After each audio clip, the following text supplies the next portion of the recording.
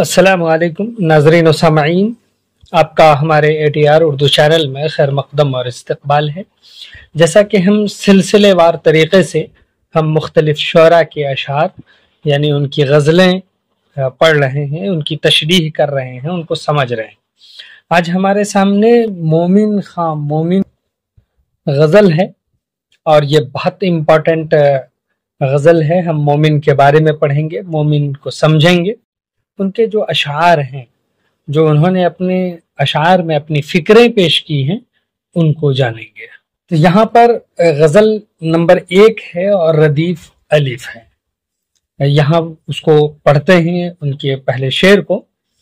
लिखा है, न क्यों कर मतलए दीवां हूँ, मतलए महरे वहदत का, कि हाथ आया है रोशन मिसरा अंगुश्ते शहादत का। अब इसमें कई लफ्ज़ हैं, पहले उन लफ्ज़ों को देख लीजिए। जैसे यहाँ मतला है, मतला कहते हैं आगाज़ को या रोशन होने की जगह को, जहाँ से तुलू हो उसको हम मतला कहते हैं। और दीवान कहते हैं यानी दीवान, जैसा कि अभी आप मुंतखब अशार पढ़ रहे हैं दीवान से, तो दीवान है। अब हम आपको किसी सेपरेट जगह में बताएंगे कुल्लियात किसको कहते हैं, दीवान किसको कहते हैं, यानी इनमें फ़र्क क्या है। आखिर कि कोई अपनी शेरों के मजमुए का नाम कुल्लियात रख लेता है और कोई अपने शेरों के मजमुए का नाम दीवान रख लेता है। अगर आपको मालूम हो तो आप ज़रूर कमेंट कीजिए, हम आपको बाद में बताएंगे। तो ये महर वहदत है, तौहीद का सूरज। वहदत कहते हैं तौहीद को और महर कहते हैं छाप को। यानी सूफियाना शायरी और नस्र में महर वहदत इस हकीकत की तरफ इशारा है कि कायनात की हर शय पर अल्लाह की यकताई और तौहीद की छाप लगी है। इसी तरह से दूसरा मिसरा देखिए कि हाथ आया है रोशन मिसरा अंगुश्ते शहादत का। अंगुश्त कहते हैं उंगली को और शहादत कहते हैं शहादत की उंगली को। यानी ये जो उंगली है, इसमें आप 4 उंगली में ये जो उंगली देख रहे हैं, इसको कहते हैं शहादत की उंगली। तो इसी को कह रहे हैं। अब यहाँ पर शेर को के जो मानी है उसके जस्ट बाद ही हम आपको बता दें कि इस शेर में अंगुश्ते शहादत ये एक तलमीह है। इसी तरह से मुराअतुन नज़ीर है इसमें। क्या? जैसे कि मतला देख रहे हैं, दीवां देख रहे हैं, मिसरा और महर, ये सब अल्फाज यानी एक तरह के फिक्र और एक जिन्स से ताल्लुक़ रखते हैं, इसलिए इसको मुराअतुन नज़ीर, यानी इसमें 2 सनातें पाई जा रही, एक तो सनात तलमी और दूसरी है मुराअतुन नज़ीर। यानी इस शेर में मोमिन खां मोमिन क्या कहते हैं। शायर कहता है कि दीवान का मतला यानी आगाज तौहीद के सूरज की तरह क्यों ना हो। यानी जो एक तरह से आप सूरज देख पा रहे हैं, उसकी यकताई का इकरार कर लेते हैं, उसकी रोशनी को देख करके सूरज के निकलने को मान लेते हैं, तो कह रहे कि उसी तरह वो जाहिर और बाहिर क्यों ना हो, उसकी शुरुआत ही उसी तरह से क्यों ना हो, जबकि मुझे शहादत की उंगली के रोशन मिसरे का सहारा मिला है। गोया इब्तिदा ही तौहीद से की है उन्होंने। तो बहुत तेजी में आप देखते चलिए और यहाँ पर क्वेश्चन देख लीजिए। हमने बहुत कम क्वेश्चन रखे हैं। तो पहला क्वेश्चन है, अंगुश्ते शहादत का जिक्र किस सनात की मिसाल है? तो ये सनात तलमीह की मिसाल है, ऑप्शन बी करेक्ट है। इसी तरह से दूसरा क्वेश्चन ये हो सकता है कि दीवां के मतला को शायर ने किसे तशबीह दी है? शायर ने दीवां के मतले को महर वहदत से तशबीह दी है, ऑप्शन बी इसका करेक्ट है। यानी इसका मतलब ये है कि इसमें सनात तशबीह भी पाई जा रही है। 3 सनात हो गई। आगे देख लीजिए, तीसरा क्वेश्चन है कि इस शेर का मौजू क्या है? इस शेर का मौजू है बयान तौहीद, ऑप्शन सी इसका करेक्ट है। अब इसके बाद क्वेश्चन यानी शेर है कि सरश के एतराफ़े इज्ज़ने अलमास रेजी की, जिगर सद पारा है अंदेश ए कौन गुश्ता ताकत का। अब इसमें जो अल्फाज हैं, जैसे सरश के है, यानी सरश कहते हैं आंसू को, अलमास रेजी यानी हीरों की बारिश। जैसे कि इससे पहले आपने पढ़ा कि अलमास कहते हैं हीरे को, तो यहाँ पर अलमास रेजी यानी हीरों की बारिश। यहाँ पर मतलब क्या है कि अश्कों का तशबीही बयान है, जो आंसू निकलते हैं उसका तशबीह बयान किया है। इसी तरह से जिगर सद पारा यानी जिगर के 100 टुकड़े होने। अंदेश ए कौन गश्ता ताकत का यानी खोई हुई ताकत का ख्याल। کون گشتہ طاقت کہتے ہیں کھوئی ہوئی طاقت کا خیال، یعنی اس شعر میں تشبیہ ہے کیا کیا ہے، آنسو الماس۔ اسی طرح سے اس میں مبالغہ بھی ہے، یعنی جگر کے 100 پارہ ہونے کا بیان یہ بتاتا ہے کہ مبالغہ ہے۔ تو یعنی کہہ کیا رہا ہے اس میں مومن خواہ مومن، وہ کہتا ہے کہ آنسو عاجزی کے اعتراف میں ہیروں کی طرح بہتے ہیں، عاجزی کے اعتراف میں بہ رہے ہیں آنکھوں سے آنسو تو وہ ہیروں کی طرح بہتے ہیں، اور بے بسی کی حالت نے دل کو ٹکڑے ٹکڑے کر دیا ہے، یعنی کتنے ہم بے بس ہیں کہ اس نے ہمارے دل کو بالکل چکنا چور کر کے رکھ دیا ہے۔ تو اس میں کچھ کوشچنز ہیں، جیسے کہ کوشچن نمبر 1 ہے آنسوؤں کو شاعر نے کس چیز سے تشبیہ دی ہے؟ تو شاعر نے الماس سے تشبیہ دی، آپشن بی کریکٹ ہے۔ اسی طرح سے سوال نمبر 2 ہے اندیش کون گشتہ طاقت کس کیفیت کو ظاہر کرتا ہے؟ تو بے بسی کو ظاہر کر رہا ہے، آپشن بی کریکٹ ہے۔ سوال نمبر 3 ہے کہ اس شعر میں کون سا جذبہ غالب ہے؟ تو اس شعر میں عجز و انکساری کا جذبہ غالب ہے، آپشن ڈی کریکٹ ہے۔ سوال نمبر 4 ہے کہ سرشک کے معنی کیا ہیں؟ تو اس کے معنی آنسو ہیں، آپشن بی اس کا کریکٹ ہے۔ اب اس کے بعد تیسرا شعر ہے اس غزل میں کہ نہ یہ دستے جنوں ہے اور نہ وہ جیب جنوں کے شاں، کہ ہو دستے مزاح سے چاک پردہ چشم حیرت کا۔ تو دیکھیے یہاں پہ کئی الفاظ ہیں، جیسے کہ جنوں کیشاں ہے یعنی دیوانے لوگ، جنوں کیشاں، اور دست کہتے ہیں ہاتھ کو، دستے جنوں یعنی جنوں کا ہاتھ، اور اسی طرح سے جیب جنوں کیشاں تو دیوانے لوگوں کی جیب۔ اس طرح آگے ہے کہ کہو دستے مزاح سے چاک پردہ چشم حیرت کا، مزاح کہتے ہیں پلک کو، یعنی پردہ چشم حیرت کہتے ہیں آنکھ کا پردہ۔ تو اس طرح سے سارے الفاظ اس میں ہو گئے ہیں۔ تو یہاں اس شعر میں پائے جاتے ہیں صنعت، وہ بھی تضاد کے، وہ کون کون سے تضاد؟ جیسے کہ دستے جنوں کہا ہے یہاں پر، اسی طرح سے یہاں پر جیب جنوں کے شاں کہا ہے، تو یہ دونوں ایک دوسرے کے اپوزٹ ہیں۔ اسی طرح سے اس میں مراعات النظیر بھی ہیں، کیا کیا؟ دست، جیب، اسی طرح سے مزاح اور چشمہ، یہ سب الفاظ بتلاتے ہیں کہ اس میں مراعات النظیر بھی ہے، جو مراعات النظیر ہے۔ اس کے بعد تشبیہ بھی ہے، مطلع کو سورج سے تشبیہ دی ہے، تو تشبیہ بھی ہو گئی ہے۔ تو اب دیکھیے کیا کہہ رہا ہے کہ یہ نہ دیوانے کا ہاتھ ہے نہ دیوانے کی جیب، بلکہ پلک کا ہاتھ ہے جو آنکھ کے پردے کو چاک کر رہا ہے، یعنی حیرت سے آنکھوں میں آنسو آ گئے ہیں۔ تو بہت آسان ہے۔ اس کے بعد کوشچن ہے کہ شاعر نے آنکھ کے پردے کو کس چیز سے تشبیہ چاک کیا ہے، چاک ہونا بتایا ہے؟ تو انہوں نے بتایا ہے کس سے چاک ہونا؟ پلک سے چاک ہونا، تو آپشن بی اس کا کریکٹ ہے۔ اسی طرح سے سوال نمبر 2 ہے کہ اس شعر میں غالب کیفیت کیا ہے؟ تو اس شعر میں غالب کیفیت آپ دیکھ رہے ہیں نا، حسرت ہے، حیرت، محبت، غرور، تو اس میں مطلب حیرت ہے، آپشن بی اس کا کریکٹ ہے۔ اسی طرح سے سوال نمبر 3 ہے کہ دستے مزاح کس کی علامت ہے؟ دستے مزاح ہاتھ، یا پلک سے آنسو پوچھنا، یا غرور، یا دعا، تو یہ پلک سے آنسو پوچھنا کی علامت ہے دستے مزاح۔ اس کے بعد ہے نمبر 4 کہ پردہ چشم حیرت کا چاک ہونے کا مطلب کیا ہے؟ خواب ٹوٹنا، آنسو بہنا، بینائی کھونا، یا آنکھ جھپکنا، تو آنسو بہنا ہے۔ اب اس کے بعد شعر ہے اس غزل میں کہ ندے تیغ زباں کیوں کر شکستے رنگ کے تانے، کہ صفحائے خیرت پر حملہ ہے فوج خجالت کا۔ تو یہاں پر جو تیغ زباں، تو اس کا مطلب ہے کہ بات کی تیزی، یعنی زبان کی تلوار۔ اس کے بعد ہے شکست رنگ، یعنی چہرے کا زرد ہونا، چہرے کا رنگ بدلنے کو شکست رنگ بتایا ہے۔ اور اس کے تانے یہاں پر کہا ہے کہ صفحائے خیرت پر حملہ ہے فوج خجالت کا، یعنی خیرت کس کو کہتے ہیں؟ عقل مندی، دانائی، دانائی کے صف پر حملہ ہے کن کے؟ فوج کی، یعنی شرمندگی کے فوج جو ہے حملہ آور ہو گئے ہیں۔ تو صف ہائے خیرت یعنی عقل کی صفیں، شرمندگی کا لشکر فوج خجالت کو کہتے ہیں۔ تو یہ معنی ہو گئے۔ تو اس کی تشریح ہے کہ زبان کی تلوار رنگ کے بدلنے یعنی شرمندگی پر کیوں نہ تانا دے، رنگ کے بدلنے پر کیوں نہیں وہ تانا دے، اس لیے کہ جب کہ عقل کی صفوں پر شرمندگی کی فوج نے حملہ کر رکھا ہے، گویا شرمندگی نے عقل کو مغلوب کر دیا ہے، تو اس میں کچھ سوالات ہیں اور وہ سوالات ہم آپ کو بتائیں کہ اس سے پہلے بتائیں کہ اس شعر میں کیا کیا چیزیں کون کون سے صنائع پائے جا رہے ہیں۔ ایک تو صنعت تشبیہ ہے، یعنی زبان کو تیغ سے جو ہے تشبیہ دی۔ اسی طرح سے اس میں استعارہ بھی ہے، خجالت اور خجالت یعنی فوج خجالت۔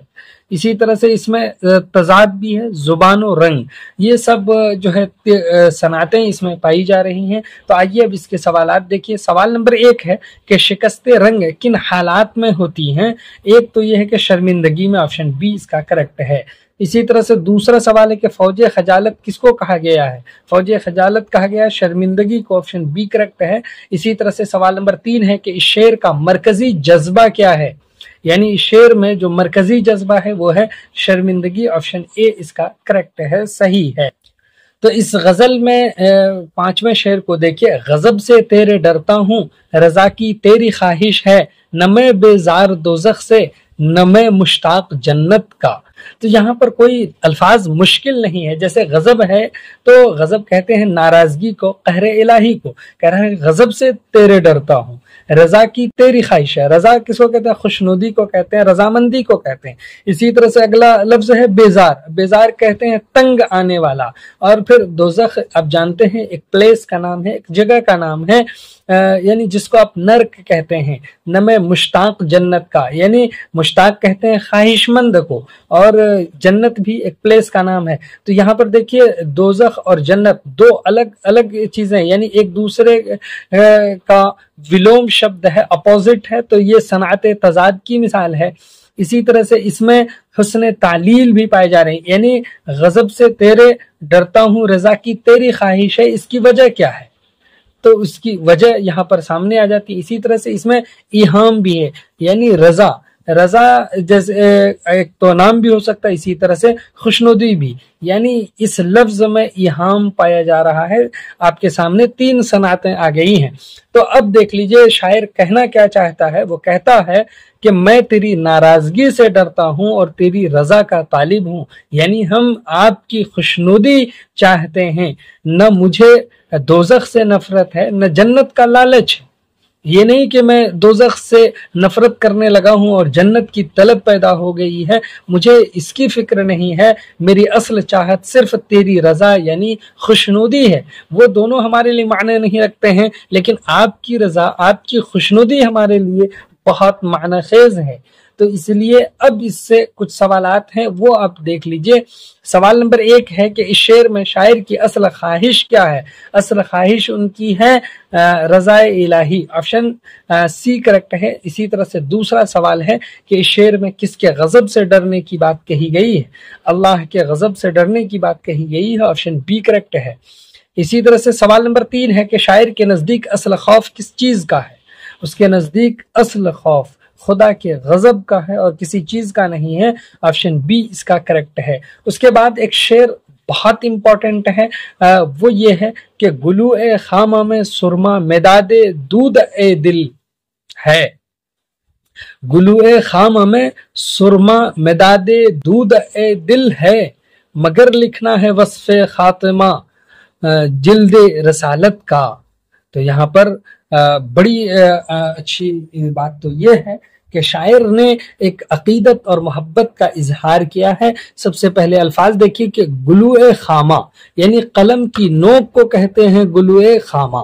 اس کے بعد ہے مداد یعنی سرما مداد، سرما تو آپ جانتے ہی ہیں، مداد کہتے ہیں سیاہی کو، یعنی سرما کی جو سیاہی ہے جو آنکھ میں لگاتے ہیں۔ اس کے بعد ہے دودھ اے دل یعنی دل کا دھواں، غم کا اثر۔ دودھ اے دل کا مطلب لفظی مطلب ہوا کہ دل کا دھواں، لیکن اس کا مطلب کیا ہے؟ غم کا اثر۔ اس کے بعد ہے مگر لکھنا ہے وصف، وصف کس کو کہتے ہیں؟ تعریف کو، صفات کو۔ کس کے؟ خاتمہ کہتے ہیں لاسٹ کو، اختتام کو۔ اس کے بعد ہے جلد رسالت یعنی جلد رسالت، رسالت کی کتاب۔ تو یہاں پر آپ کو صنعت اگر دیکھنا ہو تو جیسے کہ ہم نے کہا کہ دودھ دل کا لفظی معنی تو یہ ہوتا ہے، لیکن یہاں پر غم کا اثر ہے، تو یہ اس کا مطلب یہ کہ اس میں صنعت استعارہ ہے۔ اس کے بعد ہے تشبیہ، کیا ہے کہ خامہ اور دل کا تعلق، یعنی خامے کو دل سے جو بتایا گیا ہے ایک تشبیہ کا تعلق ہے. اسی طرح سے اس میں مراعات النظیر بھی کیا یعنی خامہ جس کو قلم کہتے ہیں، اسی طرح سے مداد اور اس کے بعد جلد، یہ سب الفاظ ایک جنس کے ہیں. اور اس طرح سے آپ دیکھیے تو اس میں صنعت مراعات النظیر بھی ہے. تو اس شعر میں شاعر کہتا ہے کہ قلم کی نوک میں سیاہی نہیں ہے بلکہ دل کے درد کا دھواں ہے، یعنی غم جو ہے چھلک رہا ہے اور جھلک رہا ہے، مگر میرا مقصد رسول اللہ صلی اللہ علیہ وسلم کے ذکر جمیل کو لکھنا ہے، ان کی صفات کو بتانا ہے، ان کے اوصاف و خصائل کا درج کرنا ہے. اس لیے وہ ساری کی ساری چیزیں یعنی غم کا اثر جو ہے جاتا رہا. تو یہاں دیکھیے سوال نمبر 1 ہے کہ شاعر نے سیاہی کس چیز سے منسوب کی ہے؟ سیاہی انہوں نے دل کے دھوئیں سے منسوب کی ہے، دودھ دل سے جو ہے جوڑا ہے، آپشن بی کریکٹ ہے. اسی طرح سے دوسرا سوال ہے کہ شاعر کس کے وصف کو لکھنے کی بات کر رہا ہے؟ تو جلد رسالت یعنی محمد عربی کی تعریف لکھنے کی بات کر رہا ہے، آپشن سی کریکٹ ہے. تیسرا سوال ہے کہ اس شعر میں کون سی صنعت پائی جاتی ہے؟ تو دیکھیے ابھی ہم نے کہا کہ اس میں مراعات النظیر بھی پائی جاتی ہے، قلم یعنی خامہ، مداد، جلد جو بتایا. اسی طرح سے اس میں تشبیہ بھی پائی جا رہی ہے یعنی خامہ اور دل کا جو تعلق ہے. اسی طرح سے یہاں پر استعارہ بھی ہے، دودھ دل کا مطلب غم کی سیاہی ہے، تو آپشن سی بھی ہو گیا. تو ان میں سے سبھی ہو گیا، آپشن ڈی کریکٹ ہے اس کا. سوال نمبر 4 ہے کہ شعر میں غالب جذبہ کیا ہے؟ اس میں غالب جذبہ ہے عشق رسول، آپشن بی اس کا کریکٹ ہے. دیکھیے ایک غزل کا یہ شعر کہ نہ پوچھ گرمی شوق ثنا کی آتش افروزی، بنا جاتا ہے دست عجز شعلہ شمع فکرت کا. تو یہاں پر جو گرمی شوق ہے اس کا مطلب ہے عشق کی تپش، عشق کی جو ہے گرمی ہے وہ ظاہر ہو رہی ہے، اس کی سوزش کا اندازہ لگائیے. اس کے بعد ہے ثنا، ثنا کہتے ہیں تعریف کو. اسی طرح سے آتش افروزی ہے، آتش افروزی کہتے ہیں آگ جلانے کو.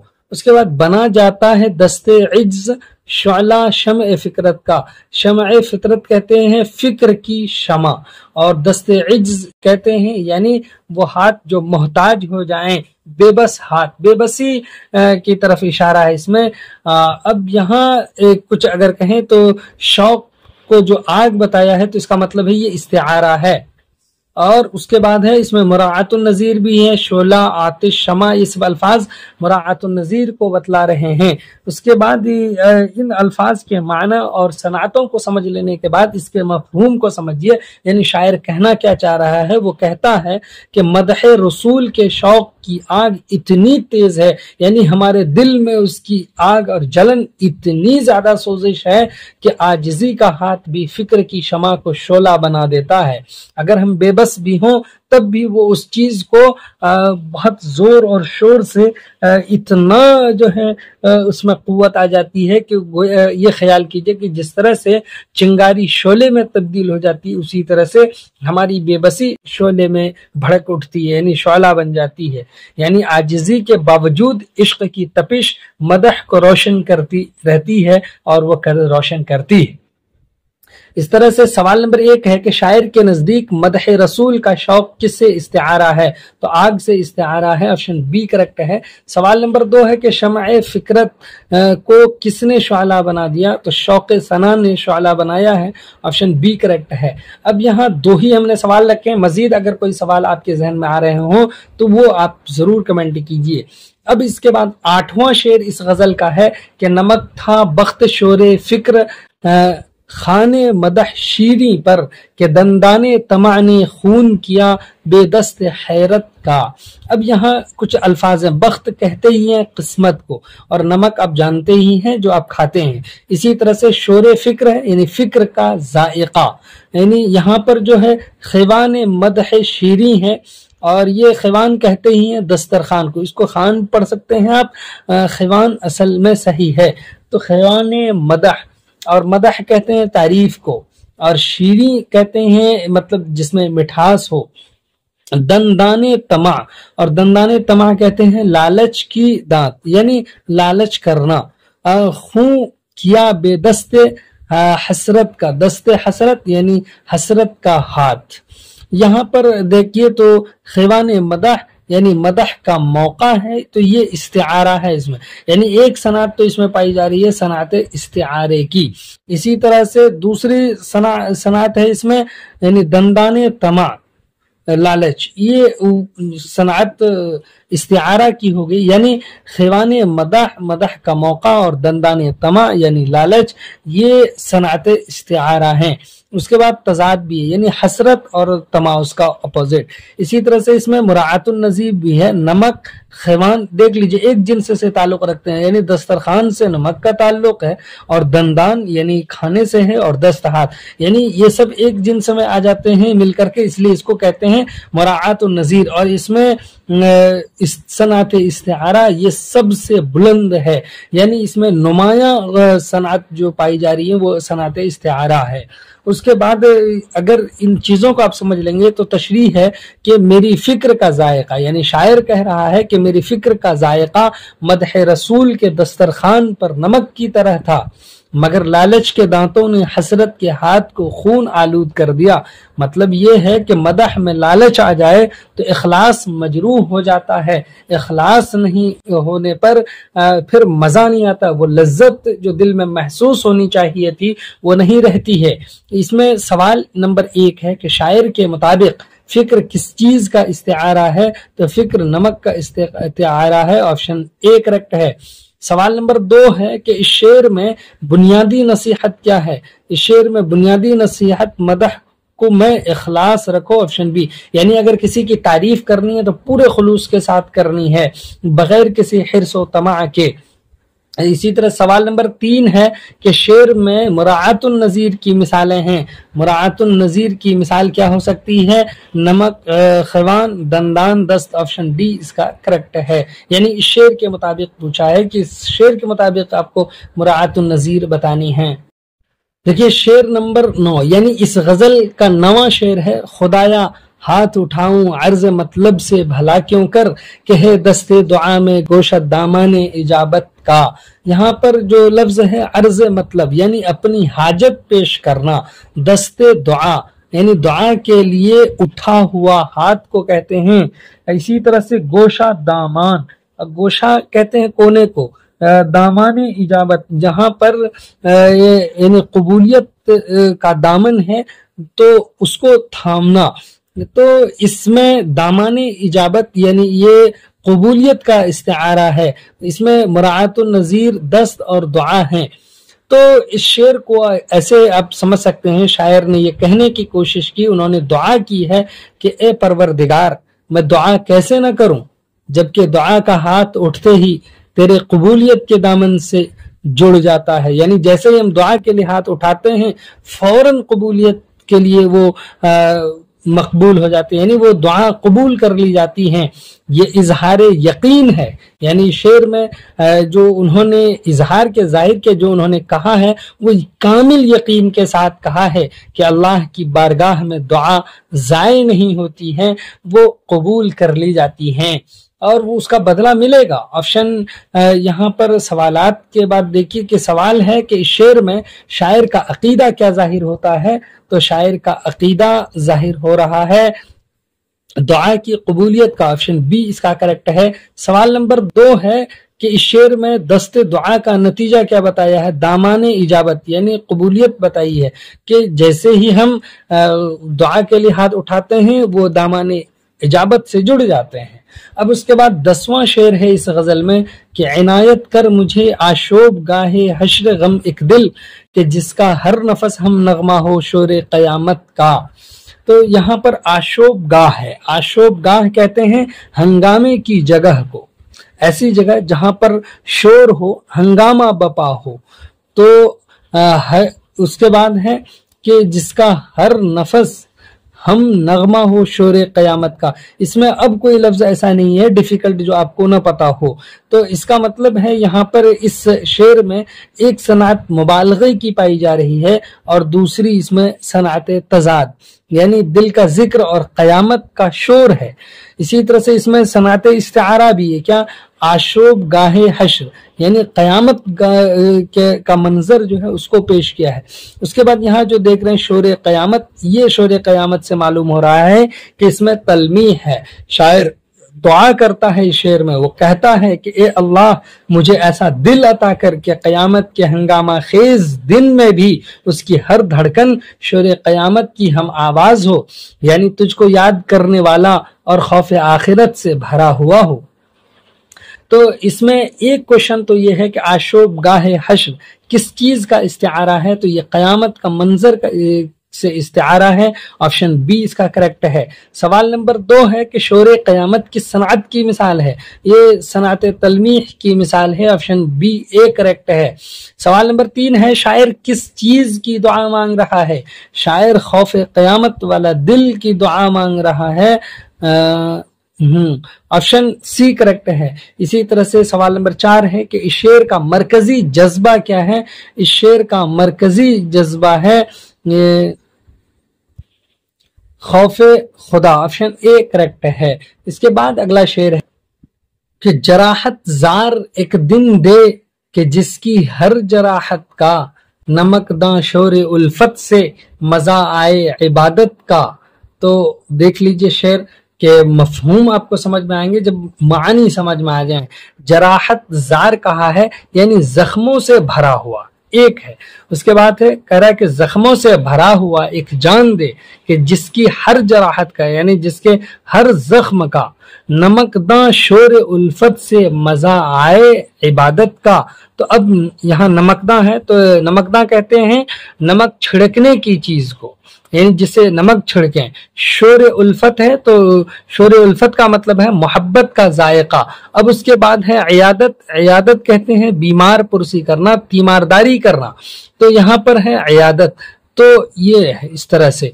तो इसका मफहूम ये हुआ कि शायर कह रहा है ए अल्लाह मुझे ऐसी जान अता कर जो जख्मों से भरी हो और हर जख्म पर आशिक मोहब्बत का नमक छिड़का जाए ताकि इयादत यानी अल्लाह की रहमत का मजा बढ़ जाए।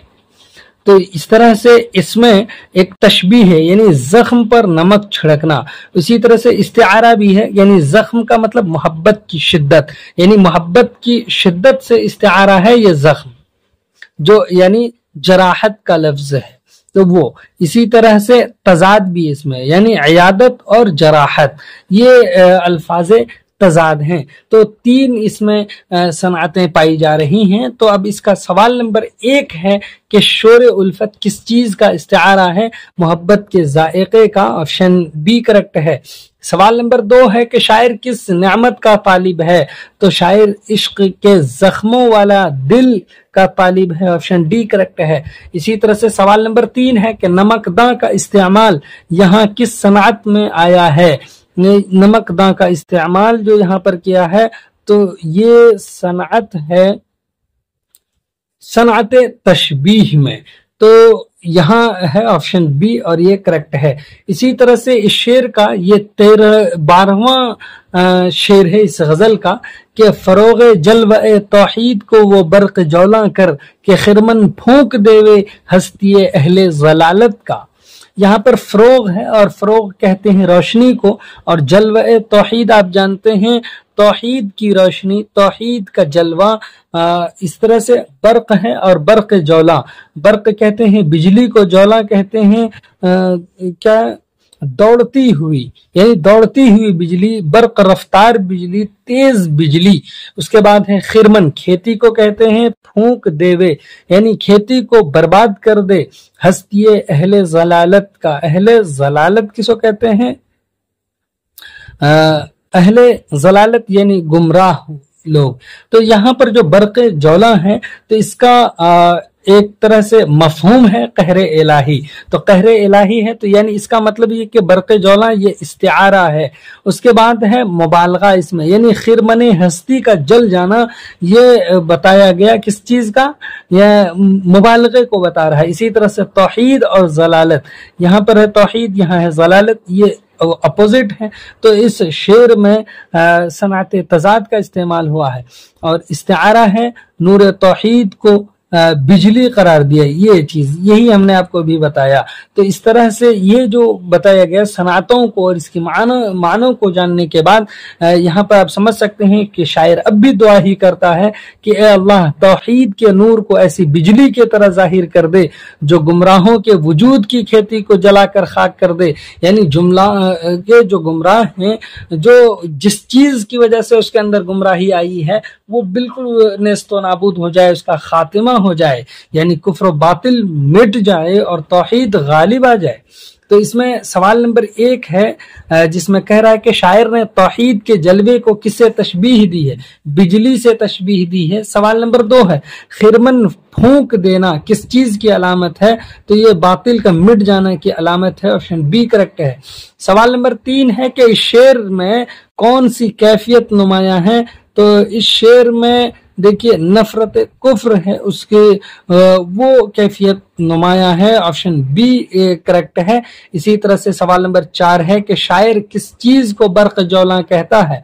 तो नूर तौहीद को वो बर्क जौला कहता है, ऑप्शन बी करेक्ट है। सवाल नंबर 5 है कि इस शेर में कौन सी सनात है? तो सनात इस्तिआरा है, ऑप्शन बी इसका करेक्ट है। उसके बाद शेर देखिए, इस गजल का 13वां शेर है असल में कि मेरा जौहर हो सर तापा सफाए महर पैगंबर, मेरा हैरत ज़दा दिल आईना खाना हो सुन्नत का। तो शायर एक ईमानी जज्बे से लबरेज है और उस जज्बे के तहत वो दुआ करता है। तो वो क्या दुआ करता है उस चीज को समझने से पहले देख लीजिए अल्फाज के। जौहर कहते हैं असल को यानी बातिन को, इस तरह से सर तापा सर से पांव तक को, सफाए महर पैगंबर यानी महर पैगंबर रसूल की मोहब्बत को कहते हैं।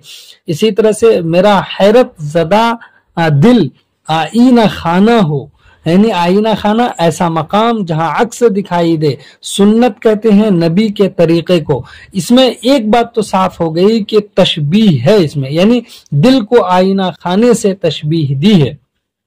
इसी तरह से इसमें इस्तिआरा भी, सफाए मोहर पैगंबर यानी इश्क रसूल का नूर से जो एक किनाया है जो उसको इस्तिआरे के तौर पर इस्तेमाल किया है इसको।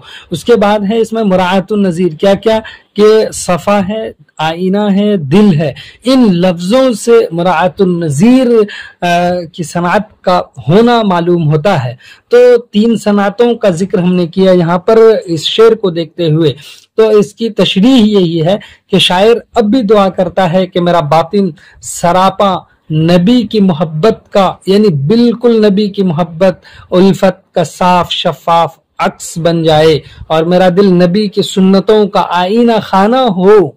ये दुआ कर रहा है। कितना यानी यकीन कामिल और अकीदत के जज्बात से भरे हुए हैं शायर। यहाँ पर कुछ क्वेश्चंस हैं। आईना खाना दिल के लिए किस सनात की मिसाल है? तो सनाते तशबीह की मिसाल है, ऑप्शन सी करेक्ट है। सवाल नंबर 2 है कि शायर किस चीज का तालिब है? तो सुन्नत रसूल की रोशनी का तालिब है। सवाल नंबर 3 है कि इस शेर का बुनियादी मौजू क्या है? तो इश्क रसूल है इसका बुनियादी मौजू, ऑप्शन बी करेक्ट है। इस गजल का 14वां शेर है कि मुझे वो तैग जौहर कर कि मेरे नाम से खूं हो, दिले सद पारा अस्हाबे निफाक़ अहले बिदात का। तो तैग जौहर है तो यानी बातिनी तलवार, कुव्वते कलाम को कहते हैं तैग जौहर। तो यहाँ पर इस्तिआरा है तैग जौहर।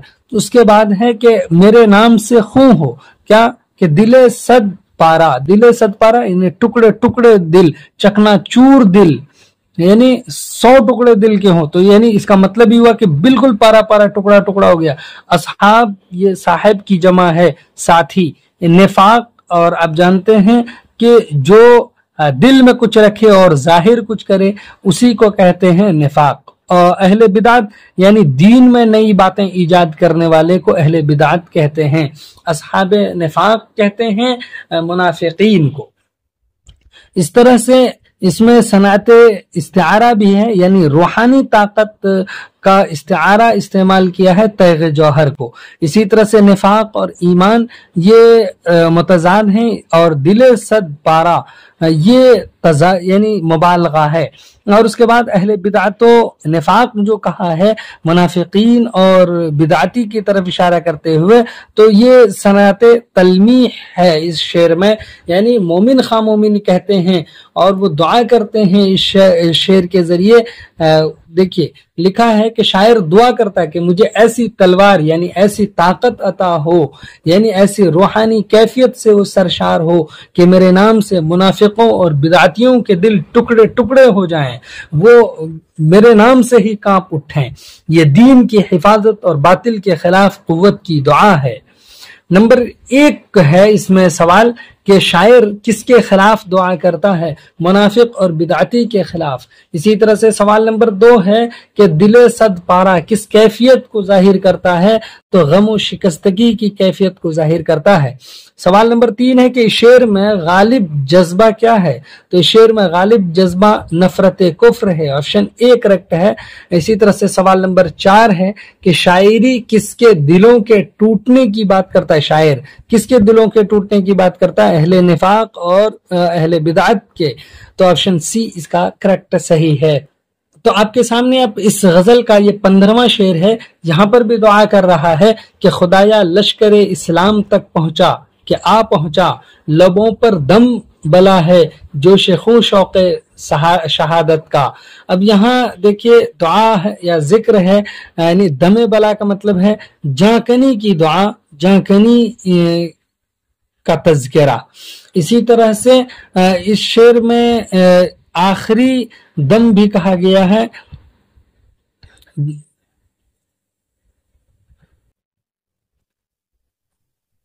اس کی طرف اشارہ کر دیا، اور شعر میں صنعت تلمیح بھی ہے، یعنی شہادت کی طرف اشارہ کیا ہے۔ مراعات النظیر کے الفاظ ہیں، لشکر، خون، شہادت وغیرہ۔ تو اس طرح سے شعر میں آخر کہہ کیا رہا ہے، وہ دعا کیا کرتا ہے؟ شاعر دعا کرتا ہے کہ اے خدا مجھے اسلام کے لشکر تک پہنچا دے، کیونکہ میرے لبوں پر دعا اور خون میں شہادت کا شوق موجزن ہے۔ یہ دعا کر رہا ہے۔ تو سوال یہ ہو سکتا ہے اس میں کہ شاعر کس تک پہنچنے کی دعا کرتا ہے؟ تو شاعر لشکر اسلام تک پہنچنے کی دعا کرتا ہے، آپشن ڈی کریکٹ ہے۔ اسی طرح سے سوال نمبر 2 ہے کہ شاعر کے دل میں سب سے زیادہ شوق کس چیز کا ہے؟ تو سب سے زیادہ شوق شہادت کا ہے، آپشن سی کریکٹ ہے۔ سوال نمبر 3 ہے کہ کس کے دل میں شہادت کا شوق موجزن ہے؟ شاعر کے دل میں یہ شوق موجزن ہے، آپشن اے کریکٹ ہے۔ اسی طرح سے اس غزل کا یہ 16واں شعر ہے کہ نرک بیگان مہر امام اقتدا سنت، کہ انکار آشنا کفر ہے اس کی امامت کا۔ تو یہاں پر دیکھیے بیگانہ کہتے ہیں دور یا اجنبی کو، مہر امام کہتے ہیں پیشوا کو، پیشوائے اسلام کی محبت کو۔ اس کے بعد ہے کہ یہاں پر جو چیزیں آپ دیکھ رہے ہیں صنعت تضاد اس میں پایا جا رہا ہے اور کفر و اسلام کا۔ اس کے بعد ہے اس میں تاکید ہے اور زور دے کر کے اس بات کو یعنی ثابت کر رہا ہے، یعنی اس چیز کی وہ دعا کر رہا ہے۔ کیا دعا کرتا ہے؟ اے خدا مجھے امام اور سنت کی محبت سے بیگانہ نہ کر۔ یہ ایک زور بھی ہے، کیوں؟ اس لیے کہ امام کی امامت کا انکار دراصل کفر کی پہچان ہے۔ تو امام کی جو سنت اور محبت ہمارے دلوں میں جاگزی کر دے، اس کو بٹھا دے، اس سے ہمیں بیگانہ نہیں کر، اس سے دور نہ لے جا، اس کے لیے ہمیں اجنبی نہ بنا دے۔ اسی لیے اس سے سوال نمبر 1 یہ ہے کہ شاعر کس چیز سے بیگانہ نہ ہونے کی دعا کرتا ہے؟ نہ ہونے کی، تو امامت کی محبت اور سنت سے، آپشن سی کریکٹ ہے۔ سوال نمبر 2 ہے کہ شاعر کے نزدیک امام کی امامت کا انکار ہے، کیا امام کی امامت کا انکار کفر ہے؟ سوال نمبر 3 ہے کہ بیگانہ اور آشنا میں کون سی صنعت ہے؟ تو بیگانہ اور آشنا میں صنعت تضاد جو ہے پایا جا رہا ہے، آپشن اے کریکٹ ہے۔ اب اس غزل کا یہ 17واں شعر ہے کہ امیر لشکر اسلام کا محکوم ہوں، یعنی ارادہ ہے میرا فوج ملائک پر حکومت کا۔ ہم چھوٹے موٹے سوچ نہیں رکھتے ہیں، ہم بڑی سوچ رکھتے ہیں، یہاں پر تضاد ہے محکوم اور حکومت کا، مبالغہ ہے فرشتوں پر حکومت کی خواہش کا، تو یہ مبالغہ کیا ہے۔ شاعر کہتا ہے کہ میں اسلام کے امیر کا محکوم ہوں، یعنی ان کا تابع دار، فرما بردار، ان کی اطاعت شعار بات ماننے والا ہوں، لیکن میرا جذبہ یہ ہے کہ میں فرشتوں کی فوج پر بھی حکومت کا ارادہ رکھتا ہوں، ہم اس پر بھی حکومت کرنا چاہتے ہیں۔ یعنی یہ دیکھیے کہ مبالغہ اپنی انتہا پر ہے۔ تو اس شعر میں نمایاں صنعت ہے مبالغے کی۔ تو اس طرح سے اس میں سوال ہو سکتا ہے کہ شاعر خود کو کس کا محکوم بتاتا ہے؟ امیر لشکر اسلام کا محکوم بتاتا ہے کہ میں اس کے تابع ہوں، اس کے فرمان کو فالو کرنے والا، ماننے والا ہوں، لیکن پھر بھی ہمارا جذبہ کیا ہے کہ ہم حکومت کریں تو کہاں تک؟ فوج ملائک تک۔ تو دوسرا سوال اس میں شاعر کس پر حکومت کا ارادہ ظاہر کرتا ہے؟ تو ملائک پر حکومت کا ارادہ ظاہر کرتا ہے، آپشن سی اس کا کریکٹ ہے۔ اس کے بعد 18واں شعر ہے اس غزل کا، اور جو مقطع کا شعر بھی ہے کہ زمانہ مہدی موعود کا پایا اگر مومن، تو سب سے پہلے تو کہیو سلام پاک حضرت کا۔ تو اس شعر میں نمایاں صنعت ہے، وہ تلمیح امام مہدی ہے اور سلام پاک حضرت ہے، اور یہ دعا ہے، صنعت دعا بھی ہے اس میں۔ تو دو صنعت اس میں ظاہر اور باہر ہیں۔ تو اس شعر میں شاعر کیا دعا کرتا ہے؟ کہتا ہے کہ اگر مومن کو امام مہدی کے ظہور ہونے کا زمانہ نصیب ہو تو سب سے پہلے حضور کی خدمت میں میرا سلام عرض کرنا، سلام کہنا۔ تو یہاں پر شعر میں کچھ کوشچنس جو ہماری کوشش ہے کہ اس طرح کے کوشچنس ہو سکتے ہیں ظاہر ہوں، آپ کے ذہن میں ہو تو وہ آپ بھی کمنٹ کیجئے۔ یہاں پر اس طرح کے سوالات ہو سکتے ہیں، شاعر کس شخصیت کے زمانے کی بات کرتا ہے؟ تو شاعر امام مہدی کے زمانے کی بات کرتا ہے۔ اسی طرح سے دوسرا سوال یہ ہو سکتا ہے کہ مومن کو سب سے پہلے کیا کہنا ہے؟ مومن سلام پاک کہنا ہے، آپشن سی کریکٹ ہے۔ اسی طرح سے تیسرا ہے سوال کہ اس شعر میں کون سی صنعت ہے؟ تو اس شعر میں صنعت تلمیح بھی ہے اور صنعت دعا، تو آپشن اے اس کا کریکٹ ہے۔ یہاں پر ہم نے مومن خواہ مومن کے پہلے غزل کو پڑھا ہے، تو آئیے اس کے دوسری غزل بھی ہم دیکھ لیتے ہیں کہ اس میں مومن خواہ مومن نے کیا کہنے کی کوشش کی ہے۔ یہ مومن خواہ مومن کی دوسری غزل ہے جس کا ردیف بھی الف ہی ہے۔ تو یہاں پر پہلا شعر ہے غزل کا، اور یہ مطلع کا شعر ہے۔ آگ اشک گرم کو لگے جی کیا ہی جل گیا، آنسو جو اس نے پوچھے شب اور ہاتھ پھل گیا۔ اشک گرم یعنی گرم آنسو، پھل گیا خوشبو سے معطر ہو گیا۔ تو دیکھیے کہ اس میں صنعت تضاد ہے، آگ اور آنسو۔ اسی طرح سے صنعت مبالغہ بھی ہے، کیا کہ آنسو پوچھے تو ہاتھ کیا ہو رہا ہے؟ پھل جا رہا ہے، خوشبو سے معطر ہو جا رہا ہے، تو یہ مبالغہ کیا ہے۔ تو اس شعر میں شاعر کہتا ہے کہ جب میرا گرم آنسو گرا تو دل گویا جل اٹھا۔ گرم آنسو کے گرنے کی وجہ سے دل جلا ہے، یعنی جب محبوب نے اپنا ہاتھ بڑھا کر آنسو صاف کیا تو اس کے ہاتھ کی خوشبو نے رات بھر کو معطر کر دیا ہے، یعنی اس کے ہاتھ کی خوشبو نے رات بھر کو معطر کر دیا ہے۔ کتنا بڑا مبالغہ ہے اس میں۔ ایک سوال تو یہ ہو سکتا ہے کہ شاعر کے دل کو کس چیز نے جلایا؟ تو گرم آنسو نے جلایا ہے، آپشن سی کریکٹ ہے۔ اسی طرح سے ایک سوال یہ ہو سکتا ہے کہ محبوب نے شاعر کے آنسو کس سے پوچھے؟ تو محبوب نے شاعر کے آنسو ہاتھ سے پوچھے، آپشن بی اس کا کریکٹ ہے۔ سوال نمبر 3 ہے کہ ہاتھ پھلنے سے کیا مراد ہے؟ یعنی خوشبو سے بھر جانا، آپشن اے کریکٹ ہے۔ اسی طرح سے سوال نمبر 4 ہے کہ یہ شعر کس شاعر کا ہے؟ تو مومن خواہ مومن کا ہے، آپشن ڈی کریکٹ ہے۔ اس کے بعد اس غزل کا یہ دوسرا شعر ہے کہ پھوڑا تھا دل نہ تھا یہ منہ پر خلل گیا، جب ٹھیس سانس کی لگی دم ہی نکل گیا۔ تو یہاں دیکھیں پھوڑا کہتے ہیں ناسور کو، زخم کو، منہ پر خلل یعنی بال پر بھی آنچ نہ آئی۔ تو اس میں دل کو پھوڑے سے تشبیہ دی ہے، اور اس میں مبالغہ بھی ہے کہ جب ٹھیس سانس کی لگی تو دم نکل گیا، یعنی سانس کے ٹھیس سے دم نکل جانا یہ بڑا مبالغہ ہے۔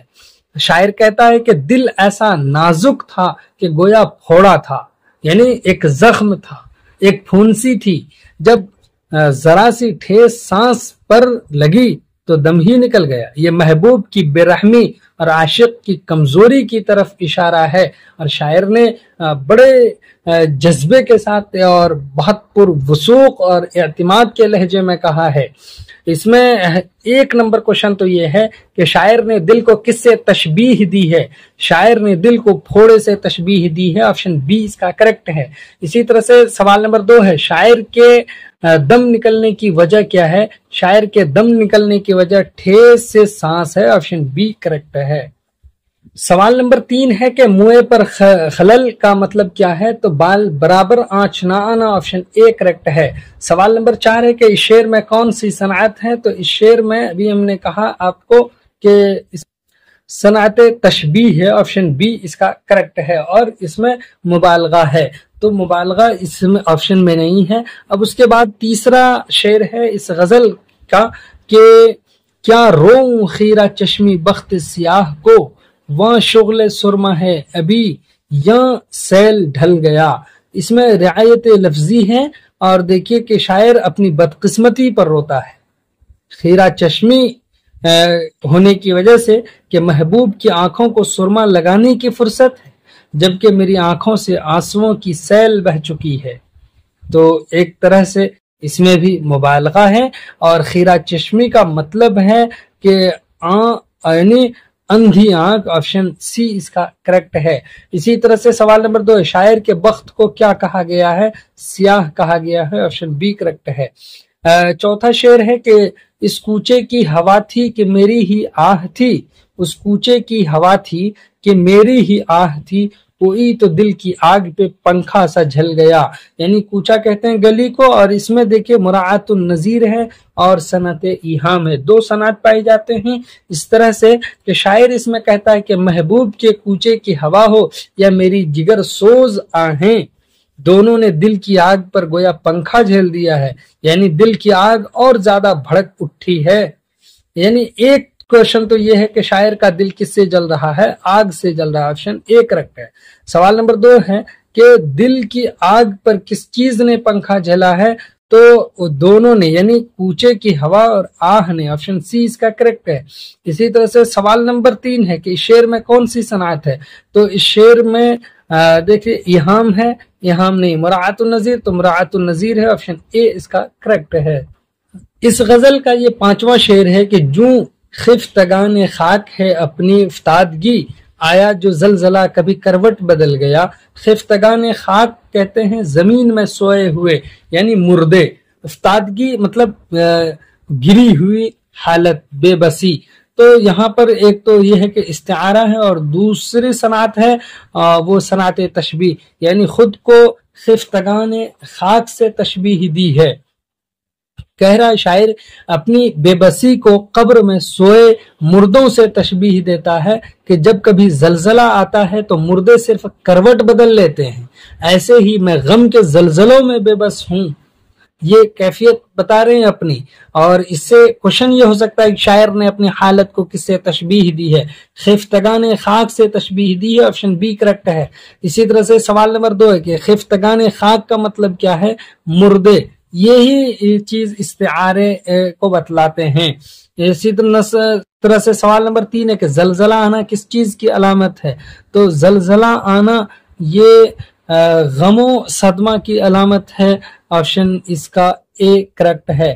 اب اس کے بعد ہے 6واں شعر اس غزل سے کہ اس نقش پا کے سجدے نے کیا کیا کیا ذلیل، میں کوچ اے رقیب میں بھی سر کے بل گیا۔